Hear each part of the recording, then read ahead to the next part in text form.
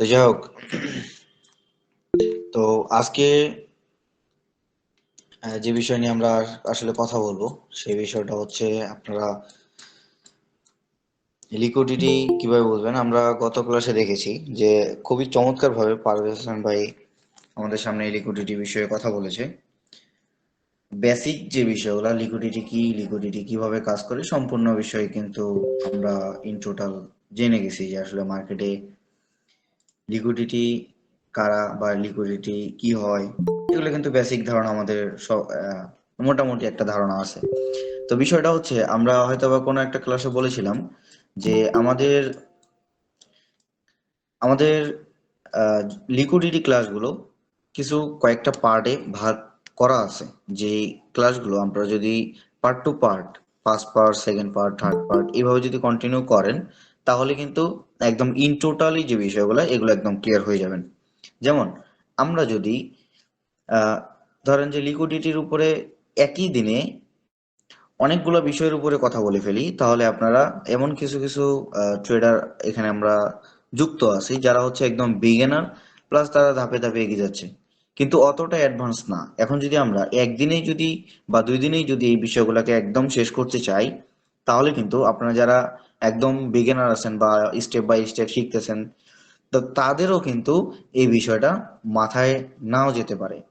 ঠিক আছে, এই জন্য এই লিকুইডিটি ক্লাসগুলো কয়েকটা পার্টে ভাগ করা আছে, যেটা হচ্ছে প্রতিটা পার্ট আপনাদের জন্য খুবই গুরুত্বপূর্ণ এবং খুবই মনোযোগ সহকারে আপনারা এই বিষয়গুলো দেখবেন। ঠিক আছে, তো যাই হোক, আমরা এখন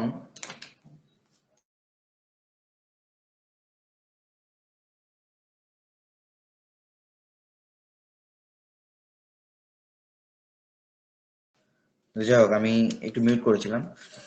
তো যাই হোক, আমরা যেহেতু লিকুইডিটি ক্লাসটা এখন স্টার্ট করব, তো আমাদের জানা উচিত যে লিকুইডিটি কত প্রকার এবং লিকুইডিটি হচ্ছে কোন কনসেপ্ট এর একটা কনসেপ্টের একটা হচ্ছে মডিউল। তো এই বিষয়টা আমাদের জানা উচিত। তো আমরা হয়তো আপনাদের বলেছিলাম যে আমরা এরকম কিছু কনসেপ্ট কে ফলো করব যে আমরা মার্কেটে যেন এই কনসেপ্টগুলোকে কাজে লাগিয়ে অনেক এন্ট্রি নিতে পারি। ঠিক আছে, তো লিকুইডিটি হচ্ছে আইসিটির একটা কনসেপ্ট। ঠিক আছে, তো এই কনসেপ্টের ভিতরেও আপনার অনেকগুলো কি আছে, পার্ট আছে। ধরেন যে লিকুইডিটি হচ্ছে আপনার 7 প্রকার, 7 থেকে 8 প্রকার এরকম। ঠিক আছে, তো ধরেন যে প্রথমটা আমরা যদি ধরি তাহলে হচ্ছে একটা বাই সাইড লিকুইডিটি, 2 নাম্বার হচ্ছে সেল সাইড লিকুইডিটি। এই দুইটাকে আমরা অ্যাডজাস্ট করে ফেলতে পারবো। ঠিক আছে, এই দুইটাকে আমরা অ্যাডজাস্ট করে ফেলবো, বাই সাইড লিকুইডিটি এবং সেল সাইড লিকুইডিটি। তারপর হচ্ছে আমরা 3 নাম্বারে যদি দেখি তাহলে হচ্ছে হাই রেজিস্ট্যান্স লিকুইডিটি রান, যেটাকে আমরা শর্টকাটে যদি বলি তাহলে হচ্ছে হাই রেজিস্ট্যান্স আর দ্বারা আমরা প্রকাশিত করি লিকুইডিটি রান। ঠিক আছে, এইটা হচ্ছে একটা 3 নাম্বার। এখন যদি আমরা 4 নাম্বারে দেখি তাহলে 4 নাম্বার দেখবো যে হচ্ছে আপনার লো রেজিস্ট্যান্স লিকুইডিটি রান। তো এই যে 4টা বিষয়, আমরা ধরেন যে ফার্স্টে এই দুইটাকে আমরা একটা করে দিলাম, কিন্তু এই দুইটা বিষয়কে আমরা এক জায়গায় কোনো সময় করতে পারবো না। এটা আমরা দুইটা পার্ট অনুযায়ী আমরা শিখতে হবে, কারণ এই বিষয়টাও মোটামুটি অ্যাডভান্স। মোটামুটি অ্যাডভান্স বলতে ফুললি অ্যাডভান্স এই বিষয়গুলো। তো এই বিষয়ে যেটা আছে আমরা কি জানলাম, buy side liquidity, sell side liquidity. 3 নাম্বারে জানলাম যে high resistance liquidity run, low resistance liquidity run. এই 4টা বিষয় জানলাম। 5 নাম্বার যেটা আছে সেটা হচ্ছে লিকুইডিটি ভোল্ট। আমরা হয়তো বা 4 নম্বর বা 3 নম্বর ক্লাসে লিকুইডিটি ভোল্ট একটু টাচ দিয়েছিলাম, যে লিকুইডিটি হচ্ছে লিকুইডিটি ভোল্টের ভিতরেও একটা মডিউলের সাথে। তো তারপরে হচ্ছে লিকুইডিটি পোল। ঠিক আছে, তারপর লিকুইডিটি সুইপ, লিকুইডিটি রান। ঠিক আছে, তারপর হচ্ছে এই সকল যেগুলো বললাম এগুলো হচ্ছে সম্পূর্ণগুলো হচ্ছে অ্যাডভান্স।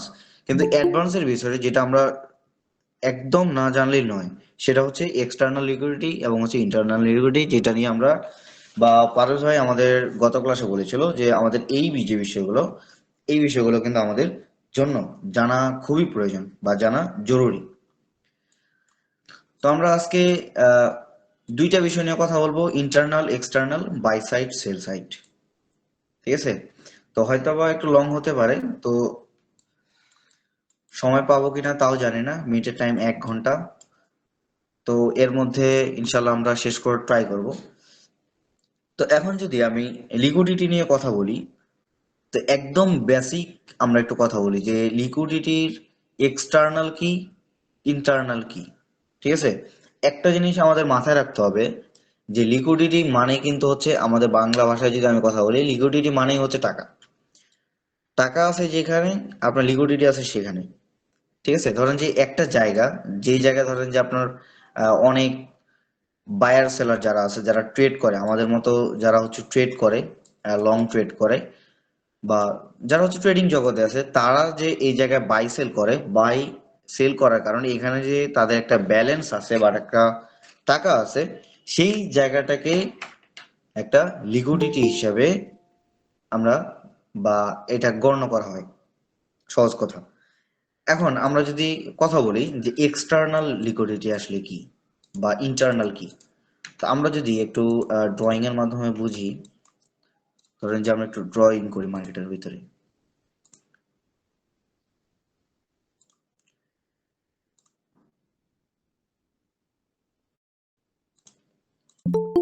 ঠিক আছে, ধরেন যে ঠিক আমি এইভাবে একটা ড্র করলাম, এবং এটা হচ্ছে 4 আওয়ার টাইম ফ্রেমে আমি ড্র করলাম, ধরেন যে 4 hour time frame, 4 hour time frame.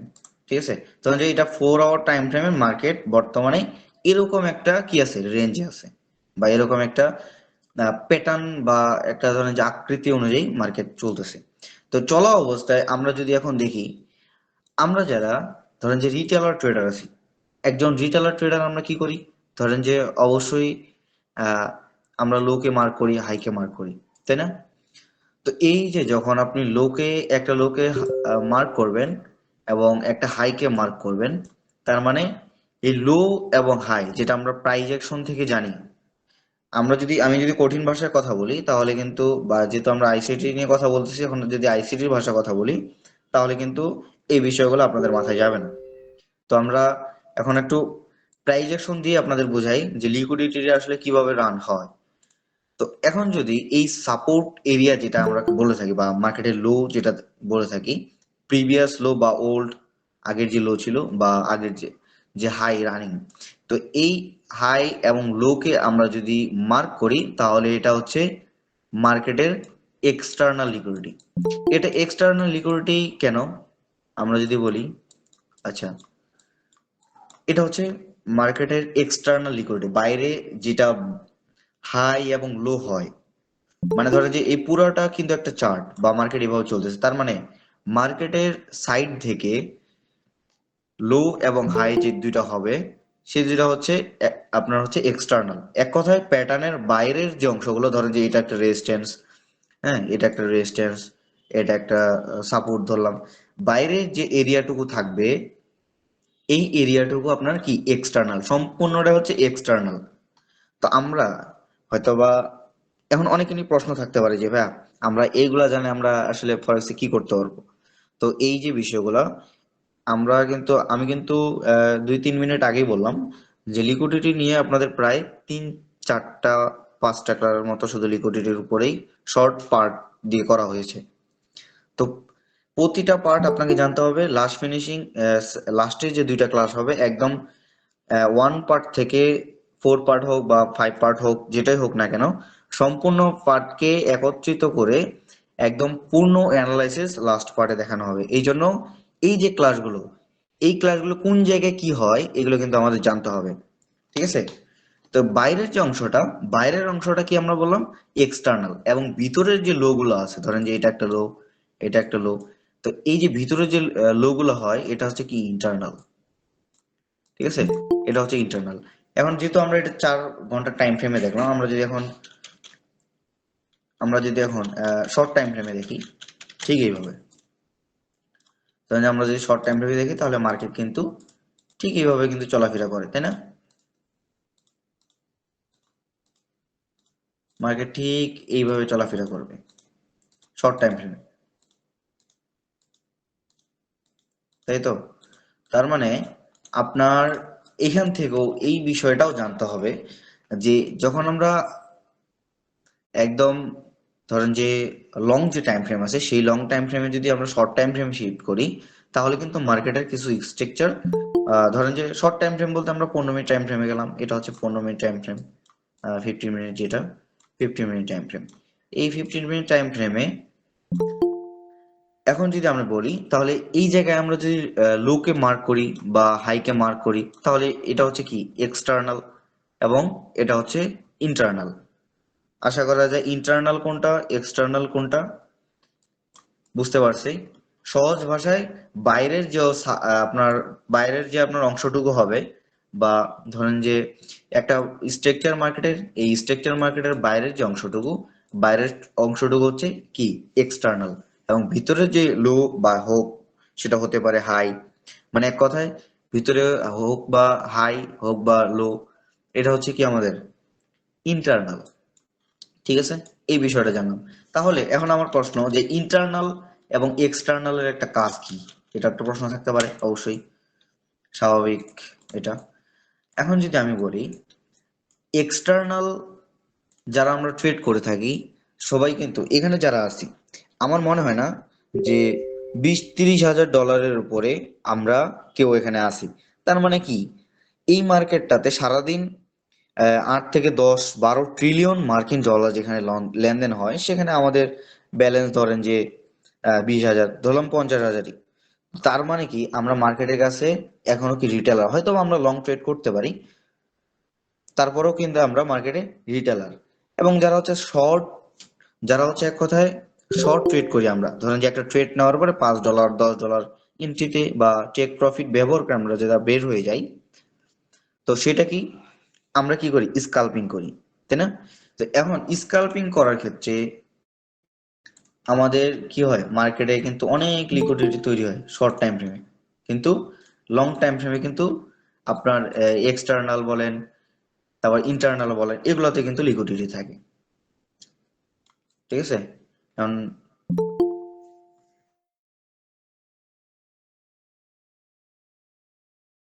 যাই হোক, তো এখন আমরা জানি যে এক্সটার্নালের মূলত কাজটা কি। ঠিক আছে, ধরেন যে এটা হচ্ছে ইএক্স এক্সটার্নাল আমরা দিয়ে দিলাম, এটা হচ্ছে ইএক্স এবং এটা হচ্ছে আইএন ইন্টারনাল লিকুইডিটি, যেটা হচ্ছে এল দ্বারা প্রকাশিত আইএনএল আইএক্সএল ইন্টারনাল এক্সটার্নাল।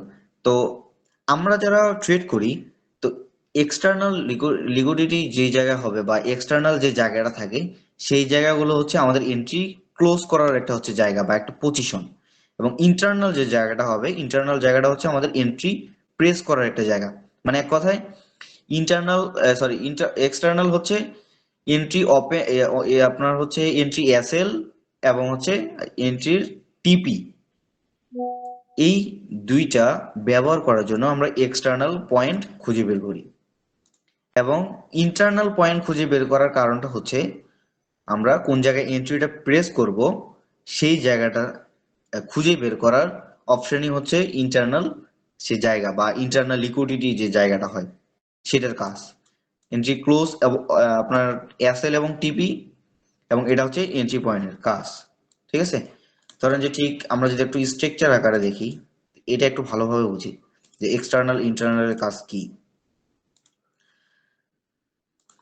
ধরেন আমরা মার্কেটে গত ক্লাসগুলোতে আমরা এফভিজি শিখেছি, তারপরে আমরা টেকনিক্যাল অ্যানালিসিসের আপনার ফিবোনাচি যেটা ছিল ফিবোনাচিটা শিখেছি একটা টুলস।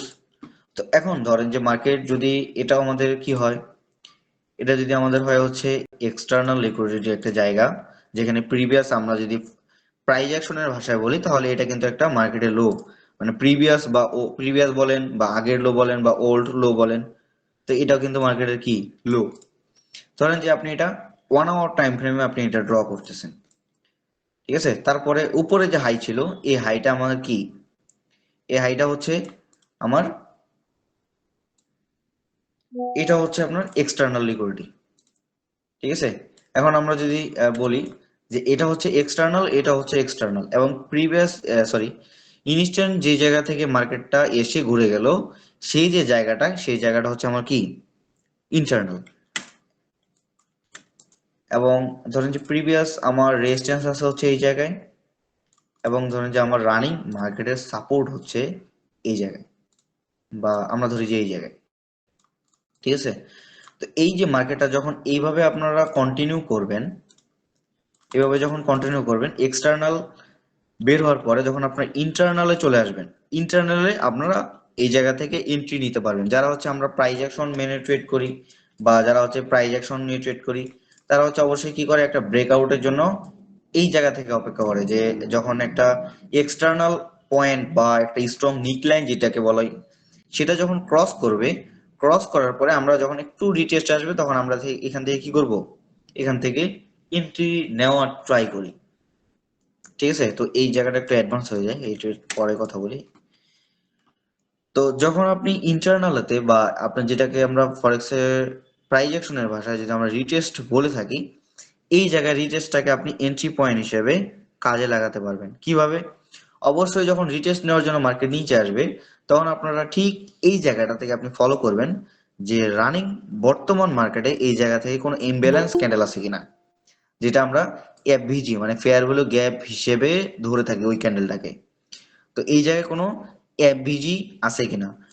তো এই এফভিজি যখন থাকে, আমরা কি বলেছিলাম, ইমব্যালেন্স ক্যান্ডেল কখন তৈরি হয়, যখন মার্কেটে বায়ার বা সেলারের ভলিউম বেশি থাকে, মানে বায়ার সেলারের অ্যাক্টিভিটি বেশি থাকে, তখনই কিন্তু একটা ইমব্যালেন্স ক্যান্ডেল তৈরি হয়। ঠিক ধরেন যে এইভাবে একটা অনেক বড় ইমব্যালেন্স ক্যান্ডেল তৈরি হলো, এবং এটাতে আমরা কি করি, এফভিজি হিসেবে কিন্তু মার্ক করি।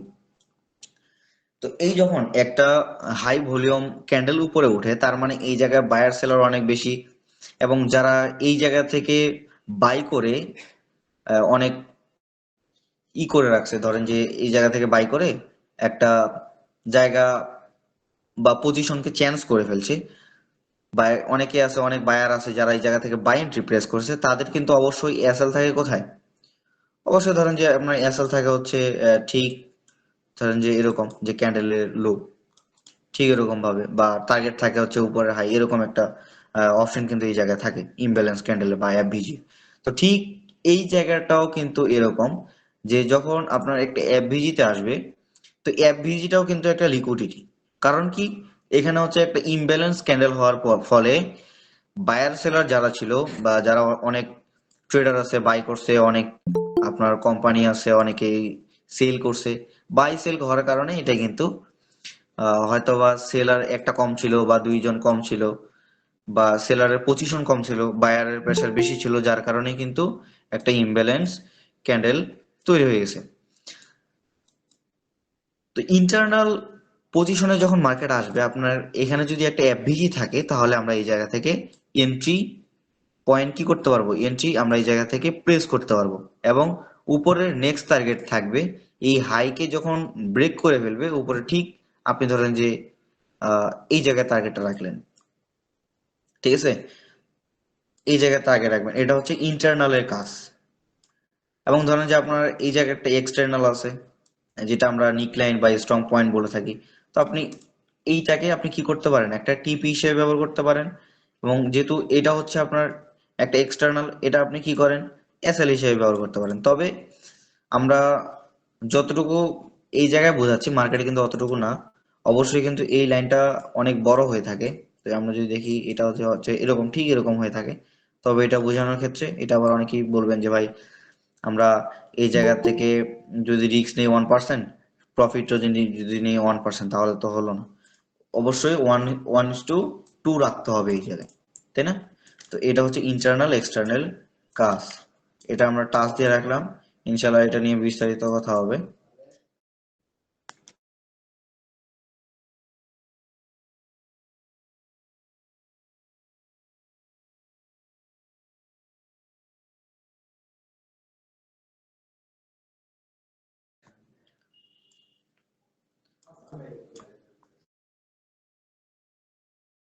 আচ্ছা, যাই হোক, আমরা আরেকটা ছোট একটা টাচ দিয়ে রাখি, অনেকেরই হয়তো বা এটা কনফিউজে পড়ে গেছেন যে আসলে এই বিষয়টা কি। তো এটা একটু টাচ দিয়ে রাখলাম যে এক্সটার্নাল ইন্টারনাল কি। তো এই বিষয়টাকে যদি আপনি বুঝতে পারেন, তাহলে বুঝতে পারবেন যে আপনার স্থান থেকে যখন এই লিকুইডিটি আমরা সম্পূর্ণ করব, তখন কিন্তু এই বিষয়গুলো বুঝতে পারবেন। নতুন অবস্থায় হয়তো বা অনেকেই বুঝতে পারতেছেন না। তো এটা ডিপলি আলোচনা ইনশাল্লাহ নেক্সট ক্লাসে হবে। তবে আমরা আরেকটা বিষয় নিয়ে কথা বলবো, যে যখন মার্কেটের একটা সাইড থাকে, ধরেন যে আরেকটা সাইডের কথা কি বললাম, buy side liquidity, sell side liquidity. আমরা আজকে একটা বিষয় নিয়ে যদি কথা বলি, ধরেন যে বাই সাইড নিয়ে যদি কথা বলি, সেল সাইড নিয়ে কথা বলা হয়ে যাবে। তো ধরেন যে আমরা যারা রিটেলার আছি, ধরেন যে আমরা যারা রিটেলার ট্রেডার আছি, তো তারা আমরা কি করি, অবশ্যই ব্রেকআউট খুঁজি, বা স্কাল্পার যারা ট্রেডার আছি, তো তারা কি করি, এই জায়গা থেকে ব্রেকআউট খুঁজি, এই জায়গা থেকে ব্রেকআউট খুঁজি। ধরেন যে মার্কেটের রেজিস্ট্যান্স এরিয়া হচ্ছে এতটুকু, এইটাকে, এটা কখন ব্রেকআউট হবে সেই জায়গাটাকে আমরা কিন্তু খুঁজি। ব্রেকআউট হওয়ার পরে যখন একটু রিটেস্টে আসে, আমরা এই জায়গা থেকে একটা বাই পজিশন খুঁজে থাকি, ঠিক এরকম। তো যখন আপনি এই জায়গা থেকে একটা বাই পজিশন খুঁজবেন, তখন কিন্তু আপনার ধরেন যে ঠিক আপনার একটু উপরে গিয়ে আপনার কিন্তু এসএল হিট করে ফেলে। কারণ কি, এই জায়গাটার কারণ হচ্ছে আপনার যখন এই জায়গা থেকে লিকুইডিটি ছিল, বা এই জায়গা থেকে যখন আপনার মার্কেটের স্ট্রাকচার অনুযায়ী যদি আমি এখানে বলি, ঠিক টিপি যখন আপনি এক্সটার্নাল লাইনে রাখছেন, এবং যদি ধরেন যে এটা যদি আমরা ইন্টারনাল ধরি বা প্রিভিয়াস যদি এক্সটার্নাল ধরি, তাহলে আমরা এসএল কিন্তু এই জায়গায় থাকে। তো যারা হচ্ছে স্কাল্পার ট্রেডার, রিটেলার যারা, তো তারা কিন্তু ঠিক এরকম ভাবে পজিশন রাখে, কিন্তু আপনার দেখা যায় দিন শেষে আপনার এসএল হিট করে। তো এসএল হিট করার মূল কারণ হচ্ছে আপনার এই জায়গা থেকে বাই সাইড কিছু লিকুইডিটি ছিল, ঠিক যেটা এই জায়গা থেকে আমরা এফভিজি যেটাকে বলি। তখন আপনি দেখবেন যে যদি এই জায়গা থেকে একটা এফভিজি ছিল, সেই এফভিজির নিচে কিন্তু আপনার অনেকগুলো কি ছিল, লিকুইডিটি ছিল। সেই লিকুইডিটিটাকে আপনার নেওয়ার জন্য আমি যে বলেছি, যে যখন একটা এন্ট্রি নেয়, তার মানে এন্ট্রি একটা লিকুইডিটি মানে হচ্ছে আপনার ওই জায়গা থেকে অনেক টাকা আছে, যে জায়গাটাকে মার্কেট কি করতে আসবে, অবশ্যই সেটাকে নিতে আসবে। যার কারণেই এটাকে অবশ্যই সে না নিয়ে কখনো যায় না। পুরা মার্কেটটাই কিন্তু ধরেন যে লিকুইডিটি দিয়ে ভরা, ঠিক আছে। তো এইটাকে হান্ডিং করার পরেই কিন্তু মার্কেট এইভাবে চলে যায়। তো এইটাকে বলা হয় মূলত বাই সাইড লিকুইডিটি। এটাকে যদি আমরা বিপরীত করে উল্টো করে দিই, তাহলে এটা হয়ে যাবে কি, সেল সাইড লিকুইডিটি, ঠিক আছে। তো আমরা বেশি চাপ দিতে যাচ্ছি না, হয়তো বা এই বিষয়টা অনেকেরই বুঝছেন, আবার অনেকে বুঝেননি। তো আমি নেক্সটে বা নেক্সট ক্লাসে ইনশাল্লাহ আরো ডিপলি আলোচনা হবে, যেহেতু টাচ দিয়ে রাখলাম, একটু কথা বললে হয়তো বা বুঝতে পারবেন। সবাইকে আসসালামু আলাইকুম।